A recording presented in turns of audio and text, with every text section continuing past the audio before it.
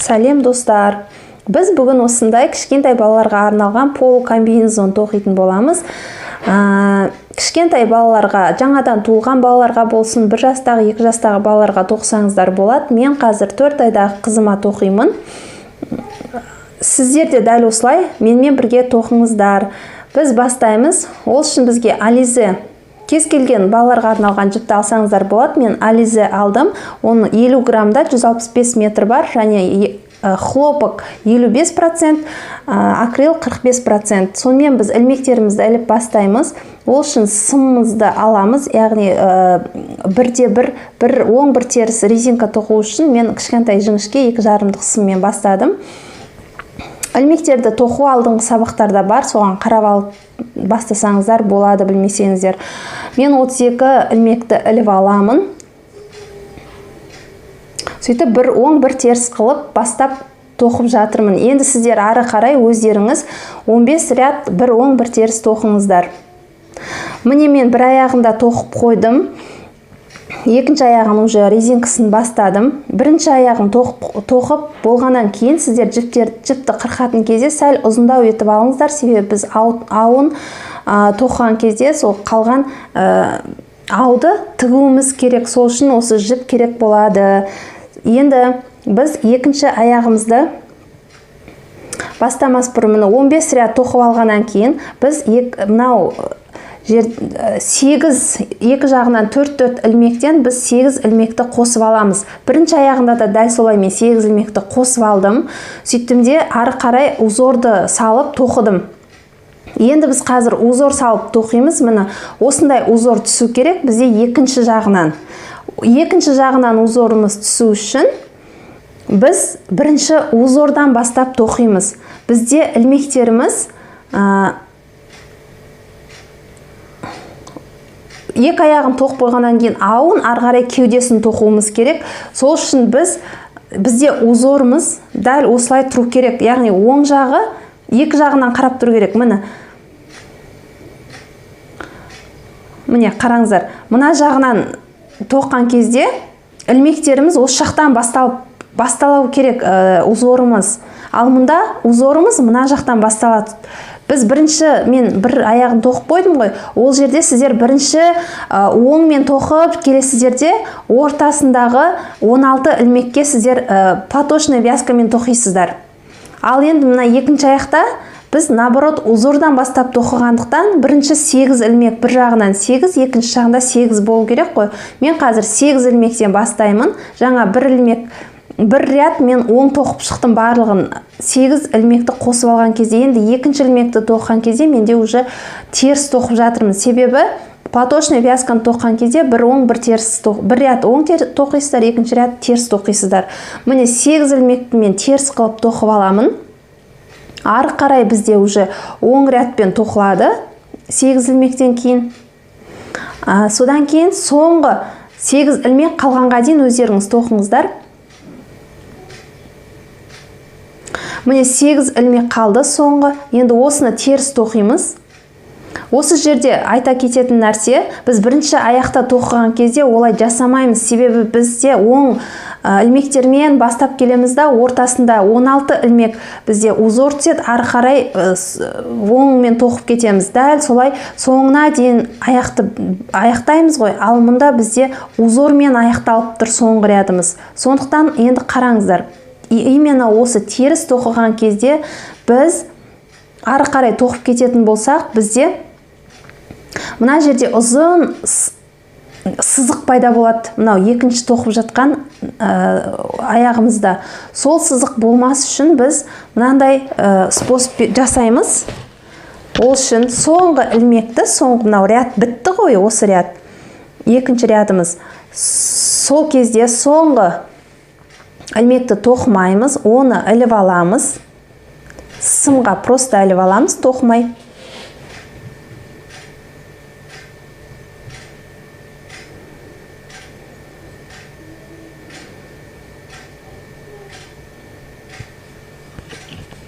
Міне осылай іліп алғаннан кейін, мынау ортасында тұрған жіпті қазір сыммен көрсетем.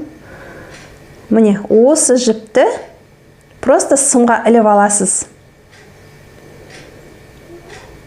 Біз бұл жерде ешқандай ілмек қосқан жоқ, біз тек ортасындағы тұрған ілмекті, жіпті алдық. Сөйтеміз де осыны теріс, бізде узорымыз теріс келе жатыр ғой. Соңғы бір ілмегімізді теріс тоқуымыз керек еді, бірақ біз ана жақтан ортасынан жіп алып қосып, екеуін бірге теріс тоқимыз. Болды, біздің екінші рядымыз осымен бітті. Енді үшінші рядымызды тоқимыз. Яғни біз бұл жаңағы ортасынан жіпті алып тоқу тек қана теріс тоқыған кезде, узорымыз теріс тоқылған кезде ғана жасалынады. Қазір оңға тоқимыз. Бұл оңға тоқыған кезде бізде олай арасынан алмаймыз. Ары қарай біз узорымызды тоқи береміз. Бұл рядты толығымен оңға, одан кейін қайтадан солға тоқимыз. Солға тоққан кезде, соңғы ряд біткен кезде сіздер уже мына жерде ұмытып кетпейсіздер жаңағыдай жасауды. Себебі сызық қалмау керек. Мен екі аяғымды да тоқып бітірдім. Міне, ешқандай да сызық қалған жоқ. Осылай болып шығу керек. Сіздерде де міне екі аяғымызды тоқып қойдық. Енді біз ауын тоқимыз енді. Ол үшін біз осындай басқа түрлі жіп, яғни тоқып атқан жіп сияқты емес, басқа бір түсті жіпті аламыз. Сөйтеміз де крючокпен ілмектер іліп аламыз. Енді алдыңғы сабақта бар, қалай крючокпен ілмек ілу керек екені. Мен қазір бір 17-18 ілмекті іліп аламын. Сөйтіп, сіздерге артық іліп алсаңыздар да болады, ол маңызды емес. Мен ауға қазір 15 ілмек керек маған. 15 ілмектен, екі жағына 15-15 ілмектен аламын. Сол үшін 17-18 артық қылып ілмек алдым. Енді қараңыздар, мына жерде өріліп тұр, ілмектерді іліп алған кезде өріліп тұрады. Соны кері қарай айналдырған кезде, міне, сіздерге көрініп тұр ма? Осылай сызық бір жолға түсіп тұрған жіптер көрініп тұр артында. Осы, мына сіздер тігесіздер ғой, матаға жіп түскен кезде жаңағы арасы ашылып, сіздерге ұзын жолақ пайда болады ғой, дәл сол сияқты сол жол пайда болады. Сол жолдардан біз қазір іліп алып тоқитын боламыз. Ол үшін біз бірінші рядымыздан бастап тоқимыз. Мен енді мына сымдарды алып тастап, ұзын сымға тоқимын. Бір круговой сымға ғана тоқып бастаймын. Сол үшін узорымызды ұмытпаймыз. Бір ряд оң, бір ряд теріс тоқуды. Бұл жерде де сол соңына дейін, комбинезон тоқып бітіргенге дейін, жаңағы сол рядқа келген кезде ортасынан жіпті алып, екеуін солға бірге тоқисыздар, оны ұмытып кетпеңіздер.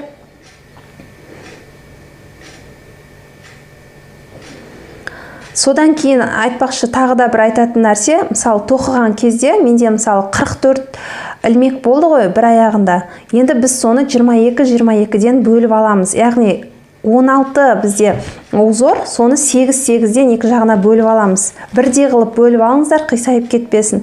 Енді біз жаңағы іліп алған ілмектерден біз ілмектерді мұнда іліп аламыз. Осы қызыл жіптегі ілмектер арқылы ілмек іліп аламыз біз қазір.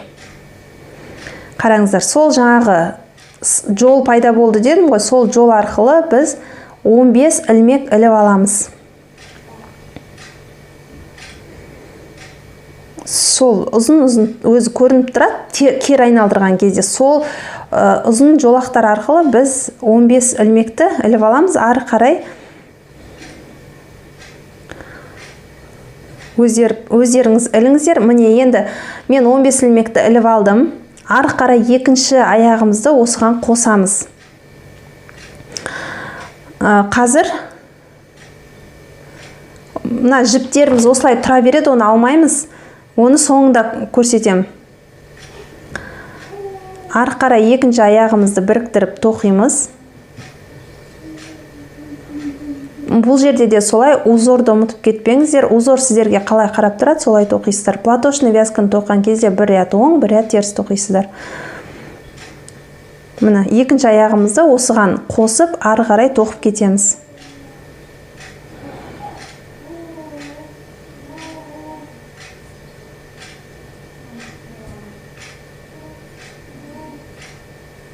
Ары қарай өздеріңіз соңына дейін тоқыңыздар.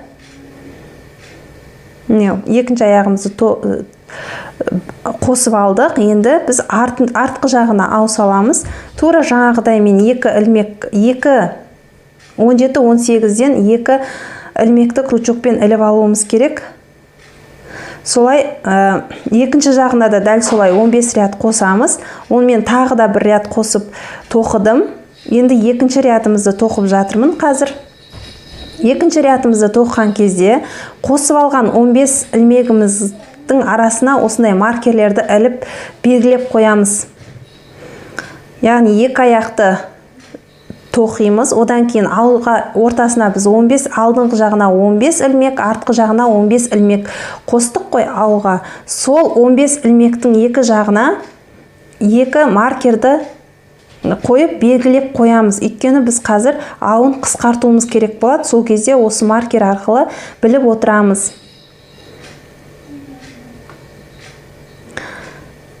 Міне мына жерде 15 ілмекті іліп болғаннан кейін маркермен белгілеп қоямыз. Ары қарай уже аяқтарымызды тоқи береміз. Екінші жағында дәл солай 2 жағынан 2 маркерді іліп қыстырып қоямыз. Енді біз маркермен белгілеп қойдық. Уже мен 3-ші рядымды бастап тоқыдым. Ары қарай біз уже ауын қысқартуымыз керек болады. Маркерге дейін сіздер тоқисыздар, маркерді іліп аласыздар. Маркерден кейін біз уже қысқартуды бастаймыз.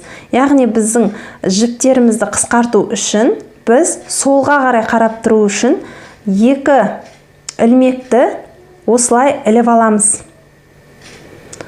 Қысқартқан кезде солға қарап тұру керек ілмегіміз. Міне осылай іліп аласыздар.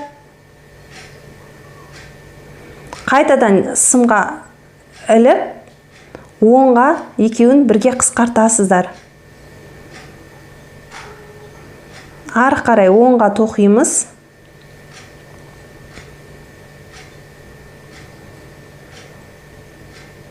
Соңғы 2 ілмек қалғанға дейін тоқисыздар. Міне, осы 15 ілмектің басында 2 ілмек қысқартамыз, соңында 2 ілмек қалғанда тағы да қысқартамыз. Солай қысқартып отырамыз. Қазір біздің қысқартқан кезде оңға қарап тұру үшін біз бұл жердегі ілмектерді орын ауыстырмаймыз, тек артынан әкеліп қысқартамыз. Маркерімізді түсірмейміз, осылай тұра береді маркеріміз, өйткені шатасып кетуіміз мүмкін. Ары қарай мына жаққа дейін өздеріңіз тоқыңыздар. Мына біз уже комбинезонның артына келдік. Дәл солай маркерді алғаннан кейін біз 2 ілмекті қысқартып аламыз. Дәл жаңағыдай ілмектеріміз солға қарау үшін положение дейді ғой, өзгертіп аламыз. Ары қарай оңға тоқып, тағы соңғы 2 ілмек қалғанға дейін тоқисыздар. Соңғы 2 ілмекті оңға қарата, сіздер ол жерде положение өзгертпейсіздер, тек арт жағынан әкеліп сымды солай қысқартасыздар. Дәл осылай соңғы 2 ілмек қалған кезде артынан әкеліп қысқарта саласыздар. Маркерді қайтадан іліп қоямыз. Ары қарай уже узор бойынша тоқи береміз. Соңғы маркердің ортасындағы жіптер 3-3-тен қалғанға дейін біз қысқартамыз. Қазір 1 рядта қысқартамыз. Қазір біз соңғы осы рядты тоқып болғанға дейін. Одан кейін келесі рядта ешқандай қысқартпай тоқып шығамыз. Одан кейінгі рядта қысқартамыз, келесі рядта қысқартпаймыз. Сонда сіздер 1 ряд қысқартасыздар, 2-ші ряд қысқартпай тоқып шығасыздар просто. Узорымызды ұмытып кетпейсіздер, қалай тоқылу керек екенін. Мен бұл рядты бітірдім. Келесі рядта уже сіздер қысқартпай тоқисыздар. Одан кейінгі рядта қысқартасыздар. Түсіндік. Енді осы маркердің ортасында 3-3 жіп қалғанға дейін, 3-3 ілмек қалғанға дейін тоқисыздар. Міне мен қысқартып тоқып алдым. Алдынан және артынан осындай болып көрініп тұрады ауы. Енді бізде маркердің ортасында 3-3 ілмектен қалды ғой. Осылай қалдырамыз, ары қарай кеудесіне осы 3 ілмекті қосып тоқи береміз. Маркерлерімізді алып тастаймыз. Біз қазір узор бойынша кеудесін тоқимыз.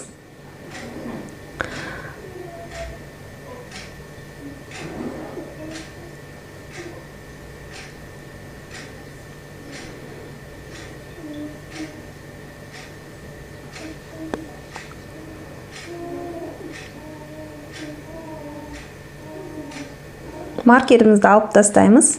Уже болды, бізге керек емес. Ортасында қалған 3 ілмекті осы кеудесіне қосып жібереміз. Енді ешқандай қысқартпай ары қарай тоқимыз.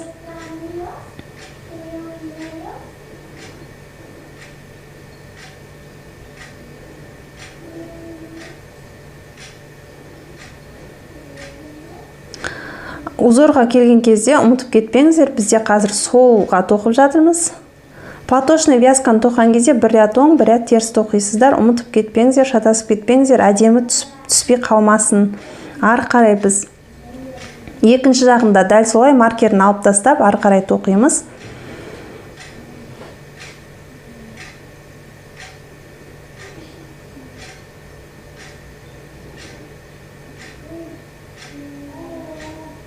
Ұзын осындай круговой сыммен тоққан кезде осылай орнын ауыстырып отырып тоқисыздар.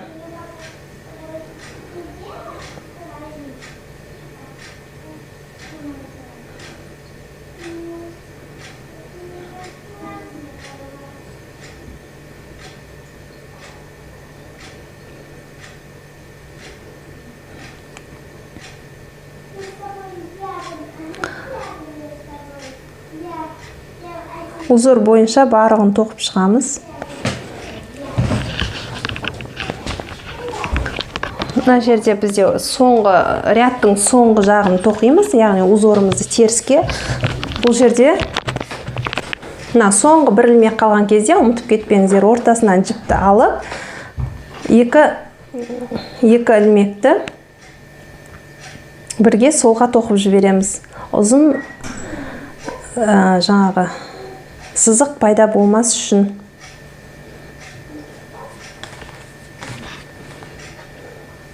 Біз енді осыны ары қарай кеудесін тоқып шығамыз.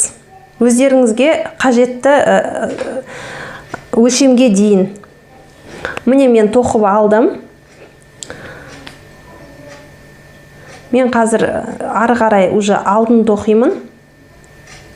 Менің жағдайымда, менің қызыма қазір тоққаным 18 сантиметр болды. Сіздер өздеріңіздің өлшеміңдеріңізді тоқисыздар кеудесін. Мына 18 сантиметр мен тоқып алдым. Яғни қолтыққа дейін, қолтықтан сәл төмен түсіп тұрады. Енді ары қарай мен алдын тоқуым керек. Алдын тоқуын үшін, қараңыздар, біз бір жағын ғана тоқимыз. Мына ең бірінші тоққан кезде мына жерден қысқартамыз. Екі ілмекті оңға тоқып аламыз да, үстінен алып келіп, мына бір ілмекті қысқартып тастадық. Ары қарай оңға тоқимыз. Сосын бір ілмек қалады ғой узорда. Мына платочный вязкадан бір ілмек қалды, мына оң рядтан бір ілмек қалады. Осы екі ілмекті қысқартамыз. Яғни бұл жерде біз положение жаңағы несін ауыстырамыз. Солға қарап тұру үшін ілмектің положениесін ауыстырамыз. Сөйтемізде оңға қысқартып жібереміз. Екі жақтан бір ілмектен қысқарттық. Енді ары қарай оңға тоқимыз да, соңғы узорға дейін өзіміз тоқимыз. Міне, бір ілмектен узор мен оң рядтан бір ілмектен қалды. Енді осы екеуін бұны положениесін өзгертпейміз. Мынау платочный вязка тоққан узорымыздың положениесін өзгертеміз былай қарай. Сосын осыны арт жақтан келіп, оңға қысқартамыз. Яғни бізде бұл солға қарап тұру керек. Оңға қарай қарап тұру үшін осылай жасаймыз. Енді соңына дейін тоқимыз.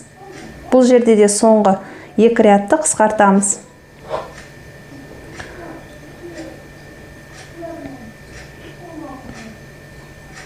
Ол үшін былай жасаймыз. Соңғы ілмекті, екінші тұрған ілмектің үстінен алып келеміз. Үстінен іліп аламыз.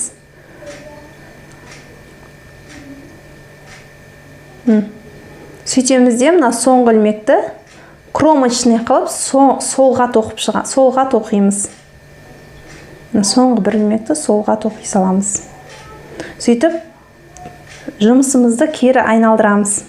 Уже бізде кері айналдырып отырып тоқимыз. Круговой тоқымаймыз, өйткені біз тек алдын тоқып жатырмыз. Бірінші ілмекті іліп аламыз, тоқымаймыз кромочныйды. Енді біз узорға, біз круговой тоққан кезде бір ряд оң, бір ряд теріс тоқыдық қой. Енді біз тек қана оңға тоқимыз. Платочная вязка узорымызды тек қана оңға тоқимыз. Және осы теріс жағын тоққан кезде қысқартпаймыз.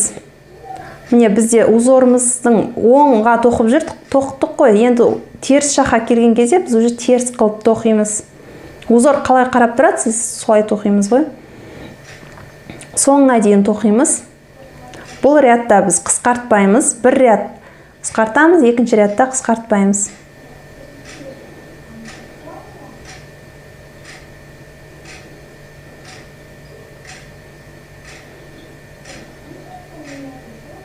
Узорды ұмытып кетпеңіздер, узорға келген кезде ары қарай оңға тоқисыздар. Узордың оңда да, солында да тек қана оңға тоқисыздар. Соңғы ілмекті теріс тоқимыз, себебі кромочный болу керек, шет жағы әдемі болып көріну үшін.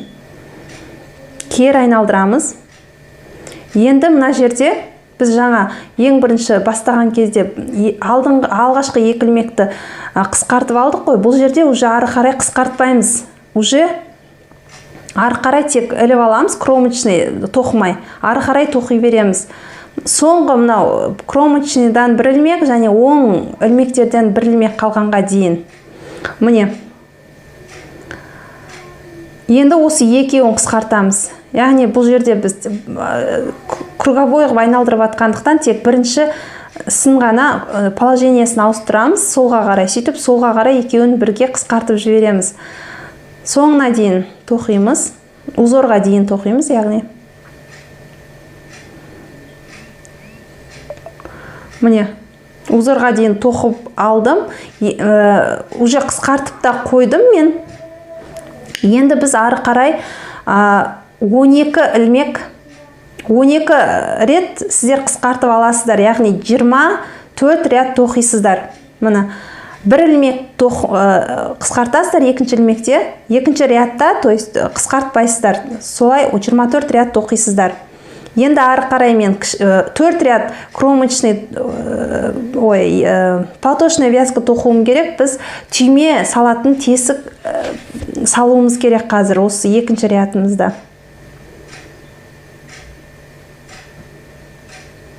Яғни оң жағынан да, сол жағынан да біз қазір тек қана оңға тоқимыз. Сол кезде бізде платочный узорымыз болады. Сол жағынан алған кезде де біз уже оңға тоқимыз. Барлығын, узорды да соңына дейін, яғни.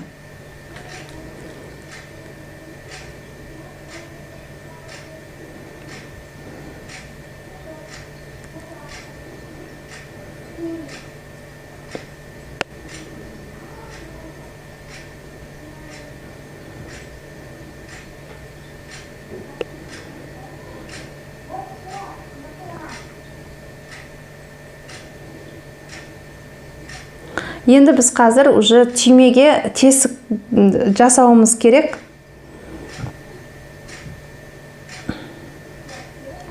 Екі кромочный, екі сызық көрініп тұрады өздері.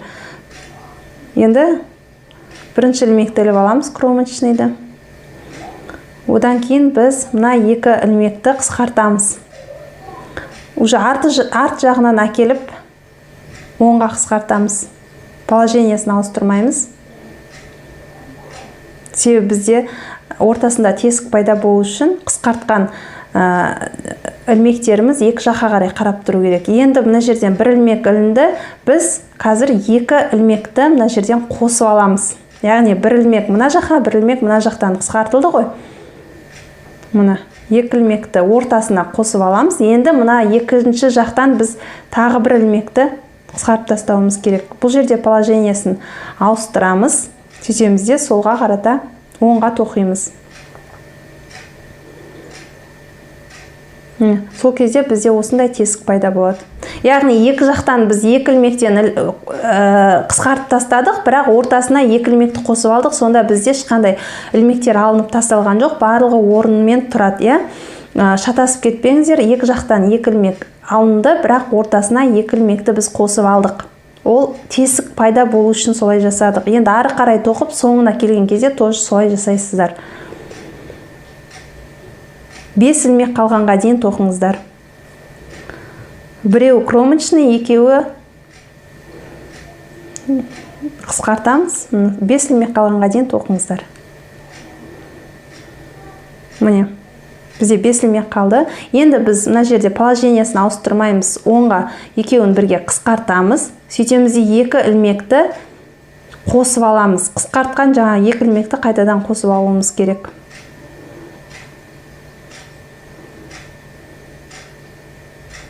Қосып алғаннан кейін уже біз мына жақта ілмектердің положениясын ауыстырып, солға қарай жатып тұру үшін біз 10-ға қарай қысқартамыз.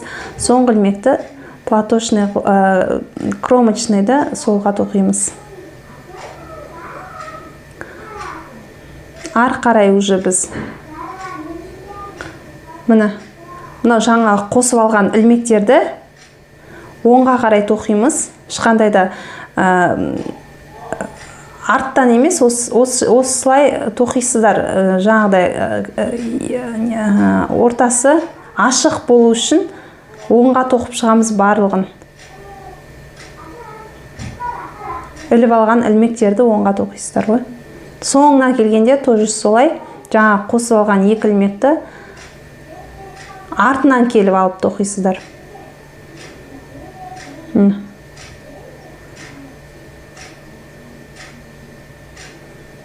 Осы жерден артынан келіп алып 10-ға тоқисыздар. Сол кезде бізде ортасында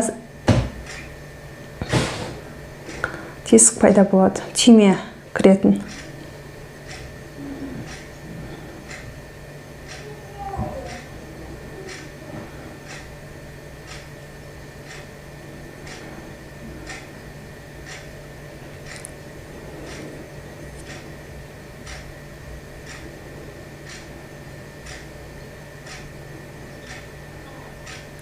Біз ары қарай тағы да осы рядты тоқимыз, және теріс жағынан тағы бір ряд, яғни 2 ряд тоқығаннан кейін уже біз қысқартуды бастаймыз.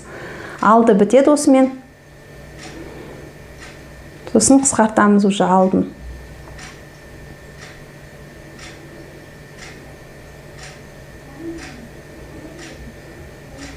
Осы ряд тоқисыз, және келесі рядты тағы бір ряд тоқып аласыз, яғни түйме салғаннан кейін 2 ряд.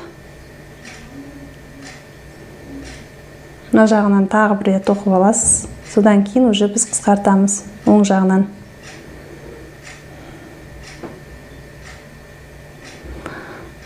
Міне алдын тоқып болдық. Енді бұлай қысқартамыз, қарап отырыңыздар.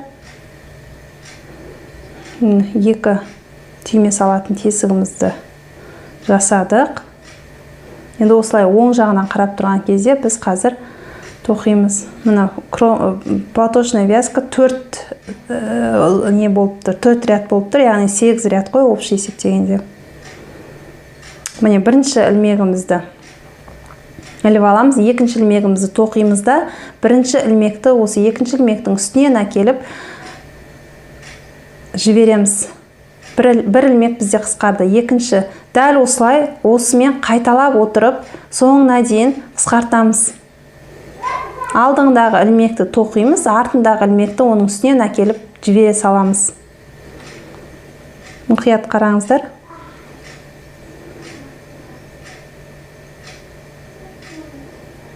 Дәл осылай соңына дейін тоқисыздар.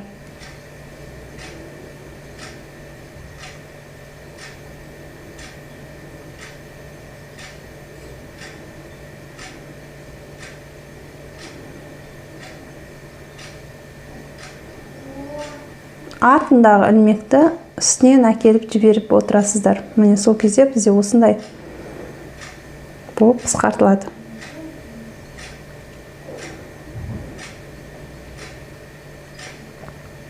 Соңына дейін өздеріңіз тоқып аяқтаңыздар. Міне біз бітірдік, алдыңғы жағын бітірдік. Жібімізді қырқып тастаймыз да, артқы жағынан бастап тоқимыз. Яғни дәл жаңағыдай 12 жерден қысқартамыз. Алдына 2 жағынан бірдей қысқартып отырамыз, 12 рет қысқартамыз. Дәл осылай түсу керек. Міне мен уже тоқып қойдым. Мынау алды, арты 2 жағы бірдей болу керек. алдыда артыда бірдей болады. Мына артын қараңыздар. Дәл осылай мен алды сияқты қылып тоқып алдым. Платочный вязка қылып жүргізіп алдым. Яғни 8 ряд платочный вязка тоқыдым. Енді бізге не керек? Ары қарай уже түйме салатын ұзын ары қарай тоқып шығамыз. Біз қазір 7 ілмекпен бау дейміз ба? 7. Ары қарай біз ол бауды да немен тоқимыз? Платочный вязка қылып тоқимыз. 7 ілмектен.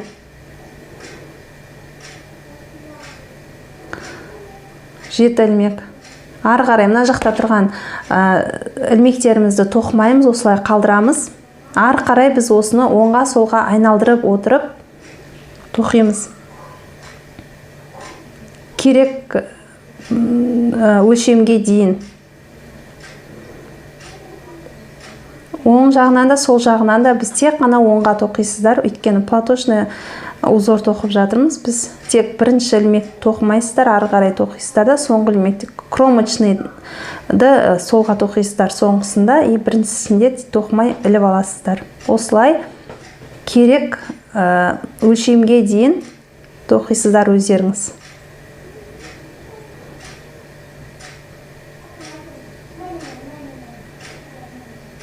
Жалпы ұзындау қылып алған дұрыс, өйткені бала сәл өскен кезде уже түймені де өздеріңіз ауыстыра беретіндей қылып. Керек өлшемге дейін өздеріңіз тоқып алыңыздар. Міне мен тоқып алдым. Енді екінші жағын тоқуымыз керек. Ол үшін орта жағын ортасын қысқартып тастаймыз. Ол үшін біз басқа жіпті аламыз. Жіпімізді алып, мына жерден ілмек сияқты қылып іліп аламыз, тоқылған сияқты қылып. Сөйтеміз де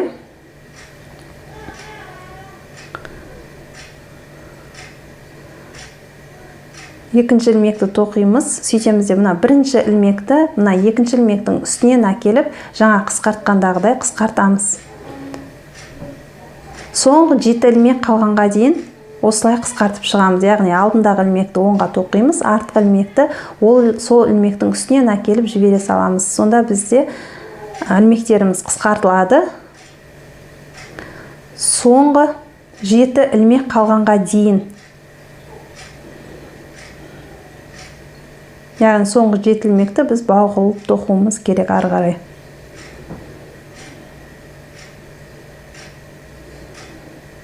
Ол 7 ілмекті ары қарай тоқыған кезде жаңағы бірінші тоқыған баудың ұзындығымен бірдей болу керек. Біреу ұзын, біреу қысқа болып кетпесін, екеуін санап отырып ілмектерін солай тоқисыздар. Өздеріңізге керек ұзындыққа дейін. Міне ортасын қысқартып алдық. Енді екінші ілмекпен бірдей қылып тоқимыз. Мұнда да солай оң жағынан да сол жағынан да оңға тоқисыздар. Тек қана кромочныйды ұмытпайсыз. Бірінші ілмекті іліп аласыз, соңғы ілмекті теріс тоқисыз. Осылай соңына дейін тоқисыздар.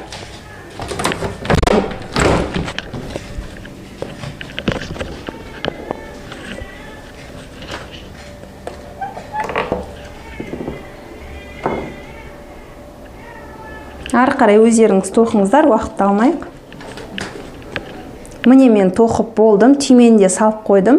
Менде әдемі түйме қалмапты, сосын қара түймеге осындай әдемі моншақты үстінен жапсырып қойдым. Мен ауын тоқуды сіздерге көрсетуді ұмытып кетіппін. Жеке сабақ қылып, оны ауын қалай тоқу керек екенін көрсетемін сіздерге. Міне дайын болды комбинезонымыз. Міне қараңыздар, қалай әдемі, үсті де әдемі көрінеді. Жұқа жіппен тоқсаңыздар да болады. Каналыма жазылып, лайк басып кетіңіз.